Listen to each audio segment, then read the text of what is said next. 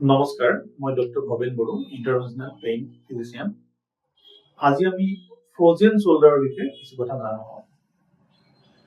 আপোনাৰ বাহু বা শোল্ডাৰ জইণ্টত খুব পেইন আৰু ষ্টিফনেছ হৈ আছে নেকি, যাৰ কাৰণে আপুনি বাহুটো দাঙিব পৰা নাই বা লৰ চৰ কৰিব পৰা নাই, আৰু কিছুমান কাম কৰোঁতে আপোনাৰ অসুবিধা হৈছে, যেনে চুলি ফনিয়াওঁতে বা আপোনাৰ টি চাৰ্ট বা চাৰ্ট আপুনি পিন্ধোতে বা খুলোতে আপোনাৰ কিছু অসুবিধাৰ সন্মুখীন হৈছে, তেনেহ'লে আপোনাৰ এয়া ফ্ৰজেন শোল্ডাৰৰ লক্ষণ হ'ব পাৰে।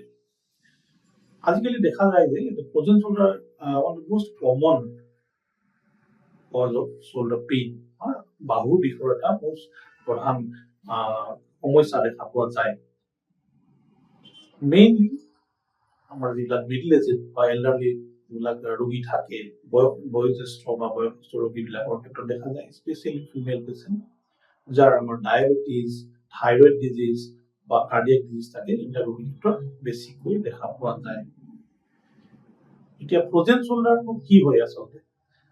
ফ্ৰজেন শোল্ডাৰ হৈছে আমাৰ যিটো বাহুটো এটা ফাইব্ৰাছ কেপচুল আৰু কিছুমান লিগামেণ্টৰে ঢাকি ৰাখে।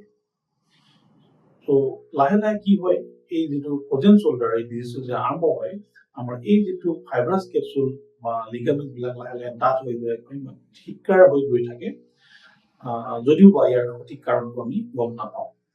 লাহে লাহে মানুহৰ ৰোগীজনে চিভিয়াৰ পেইন আৰু ষ্টিফনেছ, কিছুমান মুভমেণ্ট বা কিছুমান আপোনাৰ বাহুটো ডাঙাত অসুবিধা হয়, কিছুমান কাম কৰাত অসুবিধা হয়। ফ্ৰজেন শোল্ডাৰ আমি তিনিটা ষ্টেজত আমি ভগাব পাৰোঁ। প্ৰথমটো হৈছে ফ্ৰিজিং ষ্টেজ, 2 নম্বৰটো হৈছে ফ্ৰজেন ষ্টেজ, আৰু 3 নম্বৰটো হৈছে ৰিজলিউশ্যন ষ্টেজ। ফ্ৰিজিং ষ্টেজত লাহে লাহে আমাৰ বিষটো আৰম্ভ হয়, আৰু লাহে লাহে ইনফ্লেমেটৰী প্ৰচেছ আৰম্ভ হোৱাৰ কাৰণে আমাৰ যিবিলাক কেপচুল বা লিগামেণ্ট বিলাক ডাঠ হৈ পৰে, আৰু লাহে লাহে বিষৰ যিটো প্ৰকোপ বাঢ়ি যায়। 2 নম্বৰ ষ্টেজটো হৈছে ফ্ৰজেন ষ্টেজ, যাত বিষৰ প্ৰকোপটো লাহে লাহে কমি যায়, কিন্তু ৰোগীজনে হাতটো উঠাব নোৱাৰে, কিছুমান মুভমেণ্ট কৰিব নোৱাৰে, মুভমেণ্ট ৰেষ্ট্ৰিকশ্যন আহি পৰে, কিছুমান কাম কৰিব নোৱাৰা হৈ যায়। আৰু 3 নম্বৰটো হৈছে ৰিজলিউশ্যন ষ্টেজ।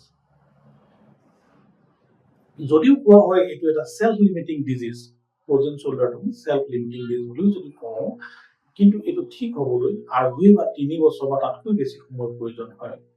আগতে এই ৰোগৰ চিকিৎসা আছিলে, অস্ত্ৰোপচাৰ কৰা হৈছিলে। এতিয়া আমাৰ চিকিৎসা বিজ্ঞানৰ অগ্ৰগতিৰ কাৰণে, আমাৰ যিটো এডভান্সমেণ্ট হৈছে মেডিকেল চায়েন্সৰ, তাৰ কাৰণে আজিকালি এজ এ পেইন স্পেচিয়েলিষ্ট আমি এইটো এটা নতুন পদ্ধতিৰ দ্বাৰা চিকিৎসা কৰোঁ, এইটো আমি কওঁ হাইড্ৰডাইলেশ্যন অফ দা ফ্ৰজেন শোল্ডাৰ।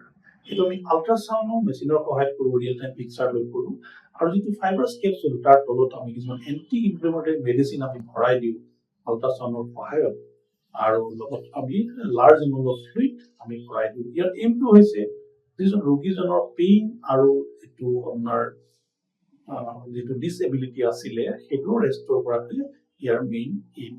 আৰু ইয়াৰ ফলত ৰোগীজনৰ খুব বিষৰ প্ৰকোপটো কমি যায়, বিষমুক্ত হয়, আৰু তেখেতে আৰোগ্য হয়। ধন্যবাদ।